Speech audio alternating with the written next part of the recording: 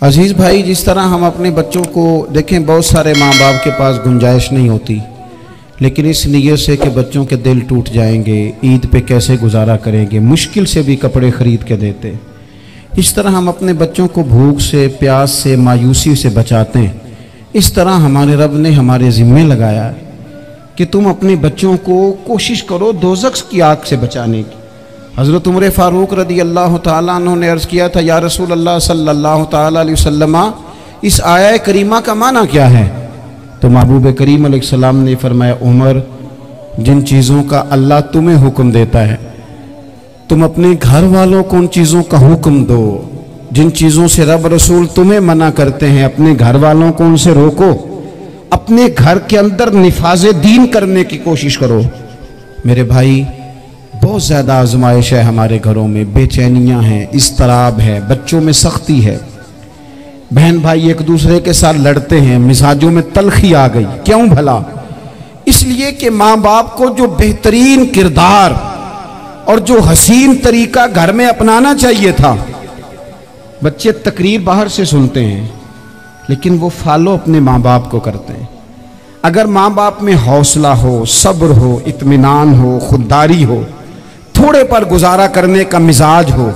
देखे ना, आज डिप्रेशन है, टेंशन है, पैनिक्स अटैक्स हैं, बड़ी सारी चीज़ें आ गई हैं। क्यों भला?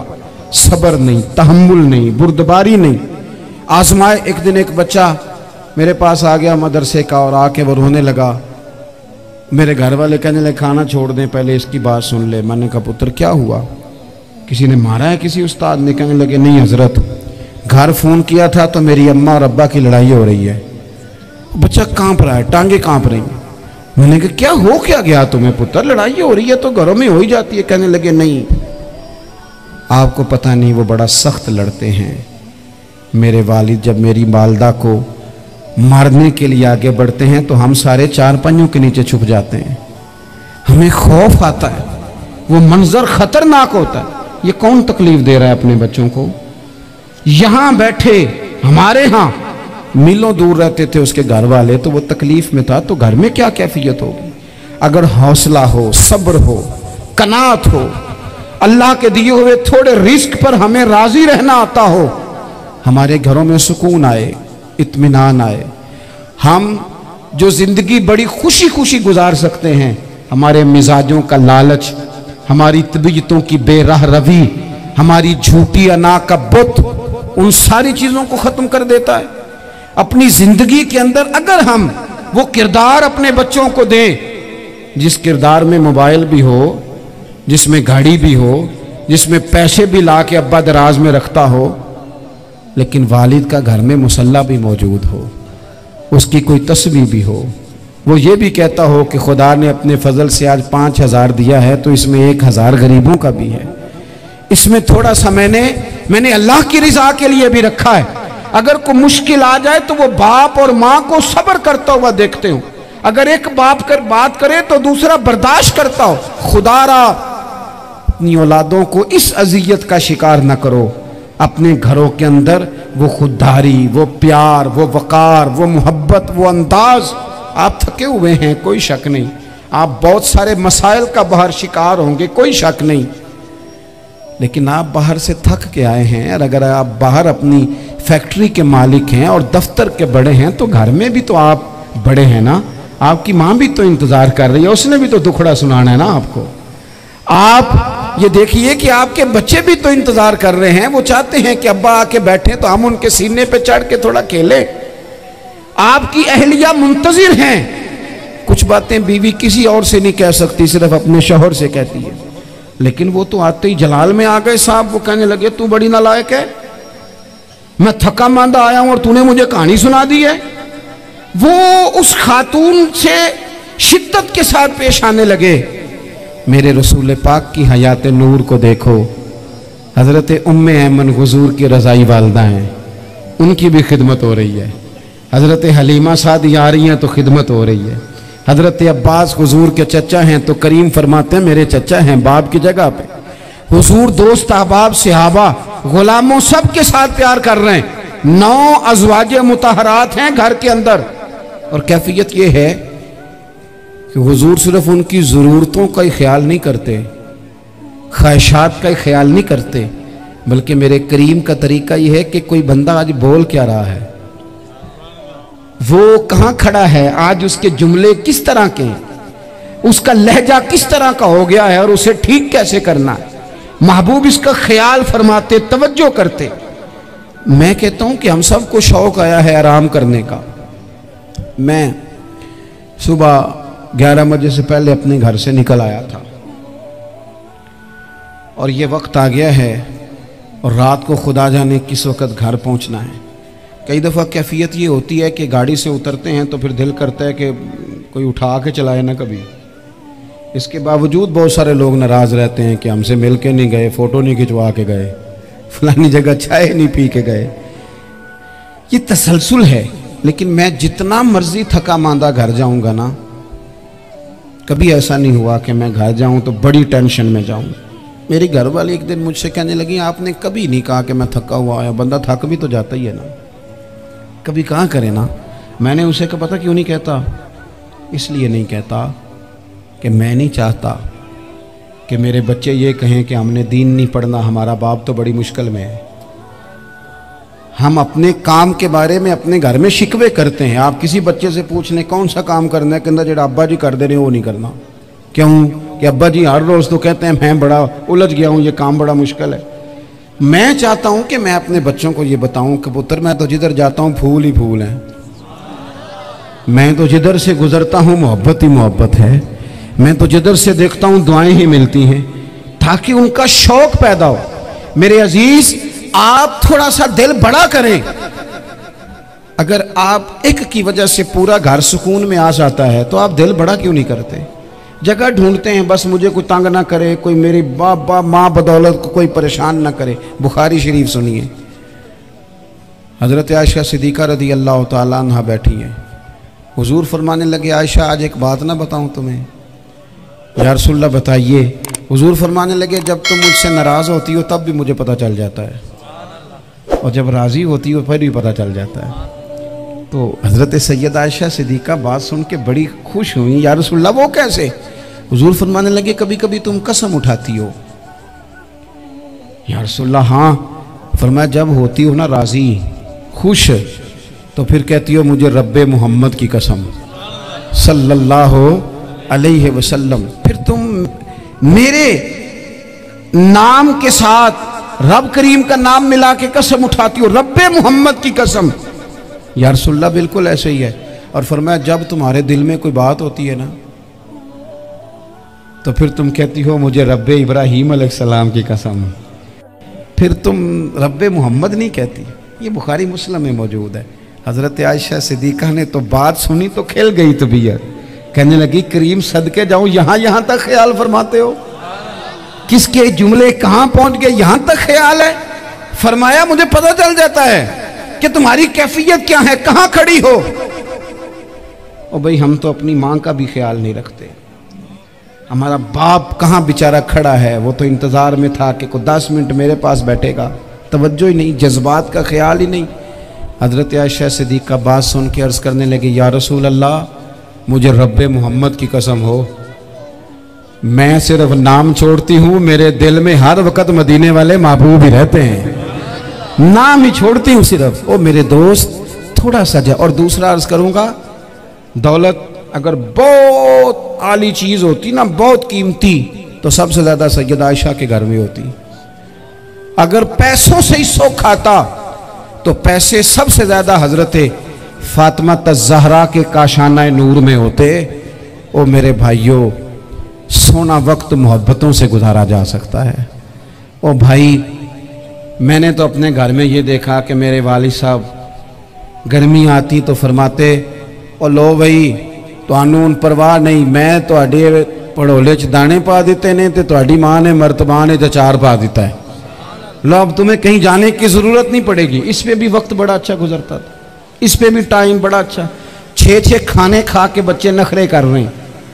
मैंने अपने वालिद साहब से एक दिन कहा, मैं क्या अब्बा जी तुहानू पसंद की है? फरमान लगे, पुत्र जे तो लगी होवे भुख फिर तो यार शाही, और अगर भूख ना हो तो फिर नखरे ही नखरे हैं, फिर क्या पसंद होना है? तबीयत नहीं। अपने घरों में अपने दोस्तों में इत्मीनान पैदा करें, इस तरह से बाहर आएँ। और एक बात और अर्ज़ करनी है, याद रखना, तकरीर बाहर चलती है, घर में नहीं चलती। घर में अमल चलता है। घर जाके आप लेक्चर देना, नमाज पढ़ा करो, नमाज पढ़ा करो, नमाज पढ़ा करो, नमाज पढ़ा करो, तो कोई नहीं पढ़ते घर वाले। आप घर में नमाज खुद शुरू कर दें। नबी पाक सल्लल्लाहु अलैहि वसल्लम ने फरमाया, घरों को कब्रिस्तान ना बनाओ, कुछ नफली नमाजें घर में भी पढ़ा करो।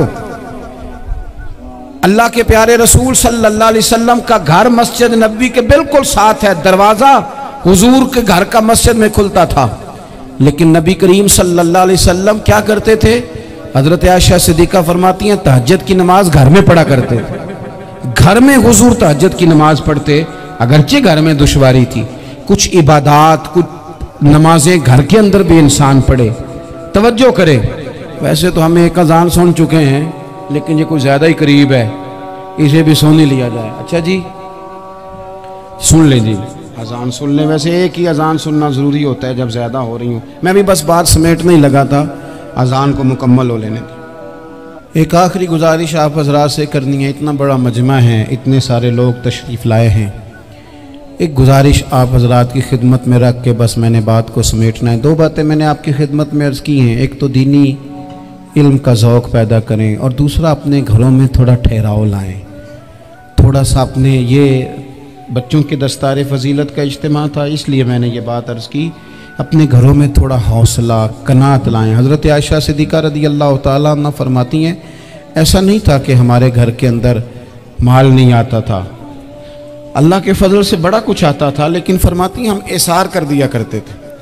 हुजूर का मिजाज इसार कर देने का है। याद रखना, शम्मा से अगर कई शम्मे जल जाएं तो इसकी रोशनी में कभी कमी नहीं आती।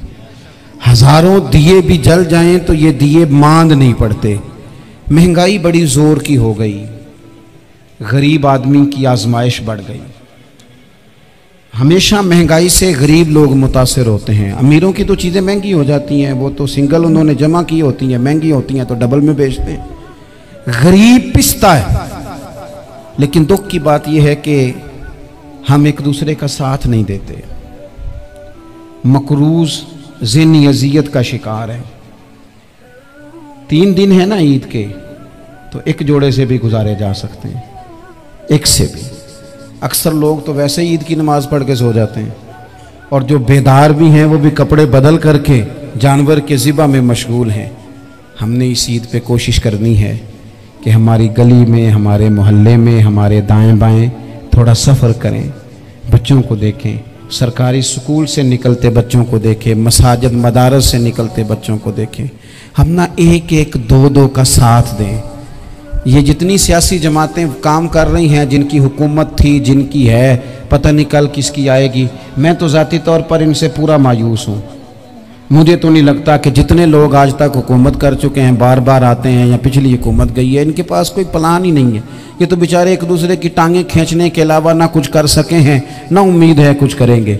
लेकिन गरीब की तकलीफ़ बढ़ गई है। मेरे पास 20 लोग आते हैं, आते तो वो दुआ का कहने हैं, आते तो सिर्फ ये बताने हैं कि इस मुश्किल में हूँ, दुआ करना।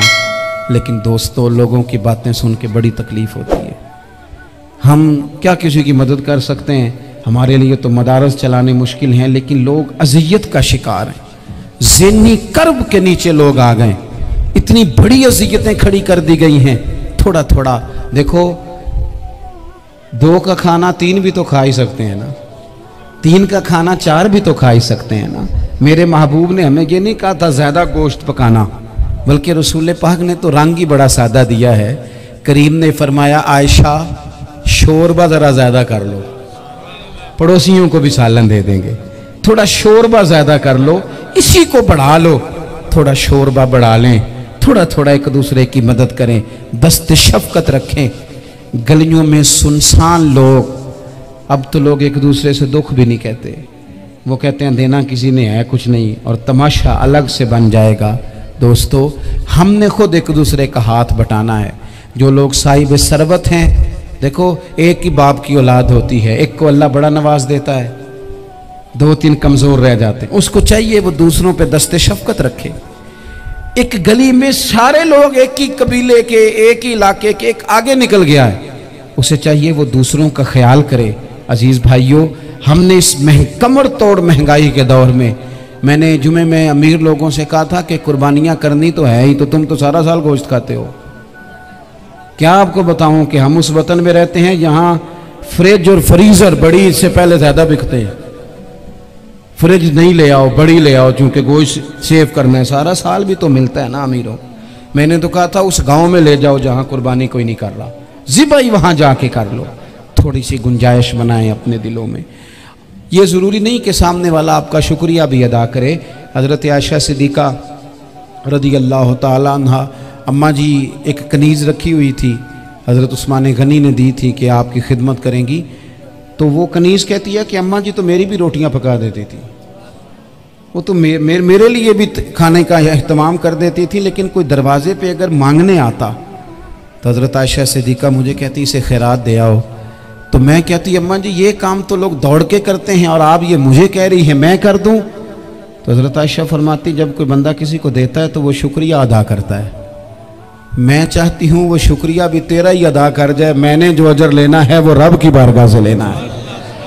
तो मेरे भाई अपनी ज़िंदगी में थोड़ा सा तो दिल बड़ा करें, थोड़ी थोड़ी गुंजाइश पैदा करें। और ये ज़रूरी नहीं कि उस बंदे का आपसे बड़ा अच्छा सलूक ही हो, ना भी हो उस गरीब का सलूक अच्छा, तो बाज़-औक़ात बंदा गरीबी में तल्ख भी तो हो ही जाता है ना। बाज़-औक़ात इंसान पे गुर्बत ज़्यादा आ जाए तो उसकी तबीयत भी तो, बीमार आदमी सख्त भी तो हो जाता है। तो मेरी आपसे ये गुजारिश है कि ये जो दिन चल रहे हैं वो हमारे यहाँ हमारे हुक्मरान कहते हैं मज़ीद सख्त फैसले करने पड़ेंगे। और मैंने कहा तुम्हारे लिए तो आसान है, इसलिए कि तुम तो जिस दफ्तर में बैठ के फैसला करते हो उसकी तो बत्ती कोई नहीं जाती, तुम्हें क्या पता हो, वहाँ तो एसी भी 1 मिनट के लिए बंद नहीं होता। ये तो उससे पूछो बाप से कि जो ईद से पहले अपनी बीवी से मशवरा कर रहा है कि ईद आ गई है, अगर बेटी के घर कपड़े ना भेजे तो उसकी सास बातें करेगी। ये छोटी ईद गुजरी थी ना, तो हमारे यहाँ कुछ लोग समझते हैं कि सखावत सिर्फ रमज़ान में ही करनी है और रमज़ान में सवाब ज़्यादा है, वरना राशन वंडन वाले और लोग को ईदों बाद भी भूख लग दीजिए, ईद के बाद भी उसी तरह ही गरीब के साथ पेट होता है, लेकिन तवज्जो नहीं। एक तो ज़ौक़ इल्म पैदा करें, एक अपने घर में इत्मीनान का माहौल लाएं। तीसरी गुजारिश ये है कि महंगाई और सख्ती के इस दौर में अपने मुसलमान भाइयों का, अजीज़ों का, अहले मोहल्ला का हाथ बटाएं, प्यार करें। अल्लाह के हुजूर दुआ है अल्लाह हमारी इस हाज़री को कबूलियत का शरफ़ अता करे। आखिर दावा या अनिल हम्दुलिल्लाह।